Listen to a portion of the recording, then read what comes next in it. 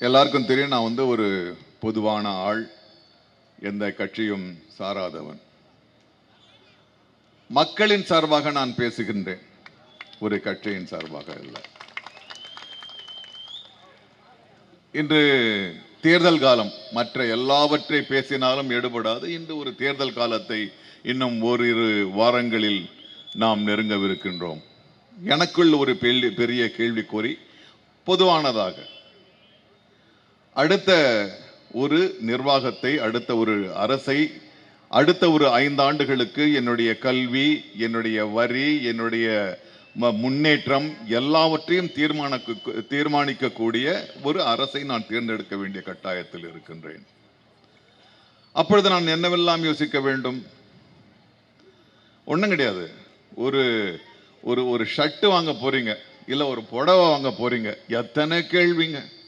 இது சாயம் போகுமா, ஒரிஜினல் பட்டு தானா, இல்லை இது வந்து கஞ்சிபுரம் பட்டா, இல்லை வந்து டூப்ளிகேட்டா, எவ்வளோ கேள்வி.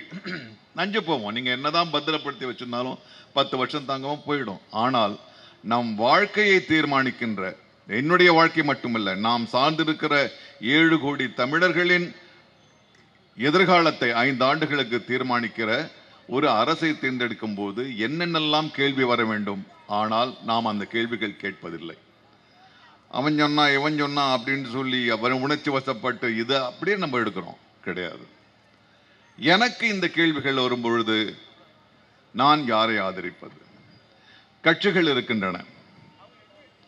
மற்ற கட்சிகள் இருக்கக்கூடாது, நம்ம ஒரு கட்சி தான் இருக்கணும்ன்றதெல்லாம் கிடையாது. கட்சிக்கு ஒரு கொள்கை வேண்டும். கட்சிக்கு ஒரு கொள்கை வேண்டும். அப்பொழுதுதான் நீங்கள் வேற கட்சி, நான் வேற கட்சின்னா எப்படி மாறுபடுவோம்? உங்களுடைய கொள்கை வேறாக இருக்க வேண்டும், என்னுடைய கொள்கை வேறாக இருக்க வேண்டும். ஒன்றாக இருக்க வேண்டும் என்ற அவசியம் இல்லை. ஆனால் ஒரு கொள்கை இருக்க வேண்டும். ஆனால் இப்போது என்ன? வெறும் பிரபலமாக இருப்பவர்கள் மட்டுமே போதும், பிரபலம் மட்டுமே போதும், கட்சி ஆரம்பிக்கலாம் என்ற ஒரு கட்சி ஆரம்பித்திருக்கிறார்கள். திட்டங்களை பட்டியலிட்டு சொல்வதல்ல கட்சி. ஏன்னா இந்த கட்சிக்காரனும் சொல்லுவான் அவங்களுக்கு வீடு கட்டித்தரேன்னு, இவங்களும் சொல்லுவாங்க வீடு கட்டித்தரேன்னு, அவங்களும் சொல்லுவாங்க வீடு கட்டித்தருவேன்னு. அது திட்டங்கள். திட்டங்கள் கொள்கை ஆகாது. கொள்கை இருக்க வேண்டும். எந்த கொள்கையின் அடிப்படையில் நீங்கள் அரசை நடத்தப் போகிறீர்கள், அரசியலை நடத்தப் போகிறீர்கள் என்ற ஒரு கொள்கை இருக்க வேண்டும். இந்த ஒரு அரசு ஒரு கொள்கையோடு இருக்கிறது. அதற்கு ஒரு பாரம்பரியம் இருக்கிறது. 75 ஆண்டு கால ஒரு பாரம்பரியம் இருக்கிறது. அதற்கு பின்னால் அடுத்த தலைமுறைக்கு, அதுக்கு அடுத்த தலைமுறைக்கு சொல்லக்கூடிய வீர செயல்கள் இருக்கின்றன, தியாகங்கள் இருக்கின்றன, வரலாறு இருக்கின்றன. எல்லாவற்றும் வரலாற்றிலே பதித்த புத்தகங்கள் இருக்கின்றன, வரலாற்று சுவடுகள் இருக்கின்றன. ஆனால் படங்களின் பட்டியலிட்டு இதனால் நான் அரசு அமைப்பேன் என்று சொன்னால் அது எனக்கு தேவையில்லை. அடுத்து ஓகே, இவருடைய கொள்கை, இவருடைய கொள்கை, இவருடைய கொள்கை இருக்கிறது. இந்த கட்சிக்கு ஒரு கொள்கை இருக்கிறது. அவரவர்கள் கொள்கை அவரவர்களுக்கு சிறந்தது. எனக்கு என்ன வேண்டும்? நான் கருப்போ சிவப்போ பச்சையோ காவியோ சிவப்போ மஞ்சளோ என்றல்லாமல் எல்லோரையும் ஒன்றாக அரவணைத்து செல்லக்கூடிய ஒரு அரசு வேண்டும், ஒரு கொள்கை வேண்டும். அது யாரிடத்தில் இருக்கிறது? யாரிடத்தில் இருக்கிறது என்றால் இங்குதான் வர வேண்டியதாக இருக்கிறது.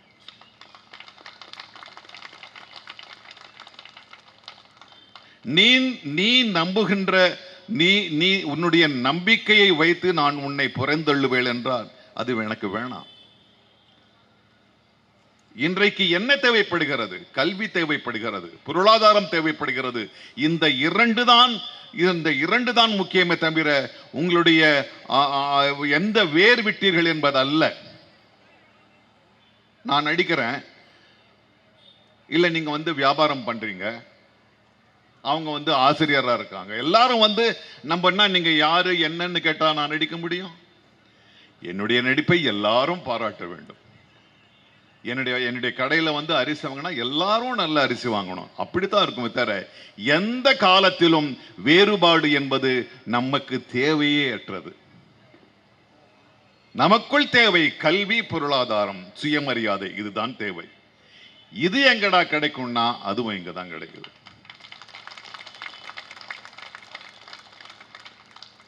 ஆக நான் ஒரு கட்சியை சார்ந்து பேசவில்லை. ஒரு பொது ஆளாக நினைச்சு பார்க்கும்போது ஒரு என்னென்னலாம் வேண்டும் கேட்கும்போது ஒரு இடத்துல தான் போய் அப்படி குமியுது. பல விமர்சனங்கள் இருக்கின்றன.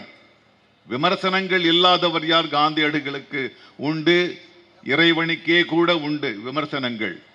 ஆனால் அதையெல்லாம் வடிகட்டி பார்த்தால் கூட எனக்கு ஒரு தீர்வு எடுக்க வேண்டும் என்றால் ஒரு தீர்வு தான் தெரிகிறது. இன்று மக்கள் முதல்வரின் மனிதநேய விழா நடந்து கொண்டிருக்கிறது. அண்ணன் சேகர் பாபு அவர்கள் நடத்தி கொண்டிருக்கிறார்கள். நான் நிறைய பேச போறதில்லை. ஏன்னா ஒரு பக்கம் வைகை புயல், வைகை புயல்லாம் வந்து சும்மா நான் அதை நம்ப மாட்டேன். வைகை சுனாமி உக்காண்டு இருக்கு. என்ன இந்த பக்கம் வந்து பாரதி ஒரு பெண் எப்படி இருக்க வேண்டுமோ, இப்ப அவன் கண்ட கனவுல ஒரு பெண்மணி, ஒரு என்னுடைய சகோதரி உட்கார்ந்துருக்காங்க. நல்லா படிச்சவங்க, வரலாறு படிச்சவங்க, இலக்கியம் படிச்சவங்க, நான் அலங்காரத்துக்காக பேசுறவங்க இல்ல, அறிவோடு பேசுறவங்க. அவங்க 2 பேர் உட்காந்துருக்கும் போது நான் நிறைய பேசக்கூடாது. நான் உண்மையா அந்த நிகழ்ச்சிக்கு ஒத்துக்கிட்டதுக்கு காரணமே நான் சேகர்பாபு கிட்ட சொன்னேன், அண்ணே என்னை பேச விட்டுறாதீங்க, நான் முன்வரிசையில் உட்காந்து இந்த 2 பேரையும் அப்படியே நான் சிலாகிச்சிட்டு இருக்கேன், என்னை விட்டுருங்க அப்படின்னு. இல்லைண்ணே நீங்க பேசணும்ட்டாரு. ஆக அவர்கள் என்னுடைய நேரத்தை அவர்களுக்காக விட்டு கொடுக்கிறேன். எனக்கு இந்த சூழலில் பார்க்கின்ற பொழுது நீங்க கடல் கரையில் உட்கார்ந்து பார்த்தீங்கன்னா வேற வேற மாதிரியான அலைகள் வரும். சும்மா சிற்றலை ஒன்று வரும், உங்க காலை அப்படியே தொட்டுட்டு போவோம், ரொம்ப சுகமா இருக்கும். சுகமா இருக்கன்னு இன்னும் 2 அடி போனா திடீர்னு ஒரு பெரிய அலை வரும், உங்களை இழுத்துட்டு போற மாதிரி இழுத்துட்டு அப்படியே போயிடும். இன்னும் கொஞ்சம் 2 அடி போவோம், அப்புறம் ஒரு அலை வரும், அப்படியே இழுத்துட்டு போயிடும். ஓடி ஓடி ஓடி ஓடி வந்துருவோம். அலைகள் வேறு நேரத்துக்கு ஏற்றாற்போல் மாறிக்கொண்டிருக்கிறது. ஆனால் அது மோதுகின்ற பாறை அப்படியே தான் இருக்கும். இன்னைக்கு பல அலைகள் வருது. அந்த அலைகளை தாங்கி நிற்கின்ற ஒரு பெரும் பாறையாக நான் மக்கள் முதல்வரை நான் பார்க்கின்றேன். இன்னும் ஓரிரு மாத காலங்களில் ஓட்டு போடுவதல்ல, உங்களுடைய வாழ்க்கை, என்னுடைய வாழ்க்கை, நம்முடைய வாழ்க்கையை நாம் தீர்மானிக்க வேண்டியதாக இருக்கிறது. ஆகவே நீங்கள் உணர்ச்சி வசப்படாமல் நீங்கள் முடிவெடுத்தால் கூட இங்குதான் வரும், உதயத்தில் தான் ஆரம்பிக்கும் என்று கூறி இந்த நிகழ்ச்சிக்கு என்னை அழைத்து சிறப்பு படுத்திய அவர் எப்போ கூப்பிட்டாலும் நான் வந்துடுவேன். 5ஆம் தேதி நடக்க வேண்டியது, 5ஆம் தேதி நடக்க வேண்டிய ஒரு நிகழ்ச்சி. இந்த நிகழ்ச்சியை விட மிக அற்புதமான ஒரு விஷயம், நல்லக்கண் ஐயா வந்து அவரு எனக்கு ரொம்ப நெருக்கம். நாங்கள் அடிக்கடி ஃபோனில் பேசிப்போம், நேரம் கிடைக்கும் போது போய் பேசுவேன். உண்மையில் சொல்ல போனா அவர் மறைவு செய்தி கேட்ட உடனே எனக்கு வருத்தமே வரல. 100 வயது நிறைவாக சமூகத்திற்காக ஒரு மனிதன் எப்படி வாழ வேண்டுமோ அப்படி நிறைவாக வாழ்ந்து சென்றிருக்கிறான். அவனை கொண்டாட வேண்டும் என்பதுதான் எனக்கு தோன்றியது. இதே வருத்தப்படவில்லை. அந்த கொண்டாட்டத்தின் காரணமாக நாம் அந்த நிகழ்ச்சியை விட்டோம்.